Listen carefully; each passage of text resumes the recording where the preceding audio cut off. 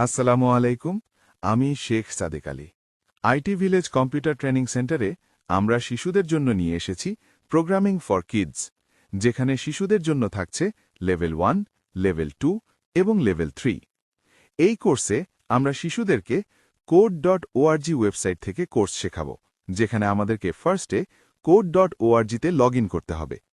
code.org-তে log in করার পর আমাদের সামনে code.org-র ইন্টারফেস চলে আসবে, যেখানে আমরা নিউ প্রজেক্টে ক্লিক করলে আমরা এখানে Sprite lab, app lab, game lab, music lab, Python lab ইত্যাদি সম্পর্কে জানতে পারব। প্রথমে আমাদেরকে অ্যাকাউন্ট খুলতে হবে। ক্রিয়েট অ্যাকাউন্টে ক্লিক করি। ক্রিয়েট অ্যাকাউন্টে ক্লিক করার পরে এখানে ইন্টারফেস আসছে, যেখানে আমরা আই এম এ স্টুডেন্টের সাইন আপে ক্লিক করব। তারপর আমরা চাইলে এখানে সাইন আপ উইথ গুগল সহ অন্যান্য অপশন আছে, যেখান থেকেও আমরা সাইন আপ করতে পারি। তবে আমরা ইমেইলের মাধ্যমে সাইন আপ করা শিখিয়ে দিচ্ছি। প্রথমে আমরা এখানে আমাদের ইমেল অ্যাড্রেসটি বসাবো। যেমন আমি আমার ইমেল অ্যাড্রেসটি বসালাম casksadekali@gmail.com। তারপরে আমরা এখানে একটা পাসওয়ার্ড এন্টার করব। আমি নিজের মতো পাসওয়ার্ড সেট করে নিচ্ছি। আমরা এখানে যে পাসওয়ার্ডটা এন্টার করব, একইভাবে কনফার্ম পাসওয়ার্ডেও সেই একই পাসওয়ার্ডটা এন্টার করব।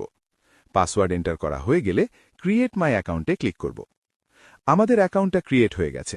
আমরা পাসওয়ার্ডটা পরবর্তীতে ব্যবহারের জন্য সেভ করে রাখলাম। এখন আমাদেরকে এখানে কিছু ক্রাইটেরিয়া চেয়েছে।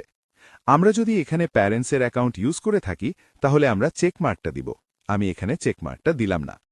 তারপর এখানে আমরা একটা নাম সেট করব। যেমন আমি আমাদের এখানে কোর্সের নামটা লিখলাম প্রোগ্রামিং ফর কিডস। আপনারা এখানে যে কোনো নাম দিতে পারেন। শিশু তার পছন্দের একটা নাম এখানে সেট করবে, যেটা তার অ্যাকাউন্টে দেখাবে অ্যাজ এ নিকনেম হিসেবে। তারপরে আমরা একটা বয়স সিলেক্ট করব। আমরা এখানে 20 সিলেক্ট করে দিলাম। তারপরে আমরা শিশুর জেন্ডারটা সিলেক্ট করলাম। এরপরে গো টু মাই অ্যাকাউন্টে ক্লিক করার মাধ্যমেই আমাদের অ্যাকাউন্টের সম্পূর্ণ কাজটা শেষ হয়ে যাবে। এখন আমরা যদি এখানে কোনো প্রজেক্ট করি, তাহলে সহজেই আমাদের প্রজেক্টগুলো সেভ থাকবে এবং পরবর্তীতে আমরা সেটা ব্যবহার বা দেখাইতে পারব। ধন্যবাদ সকলকে।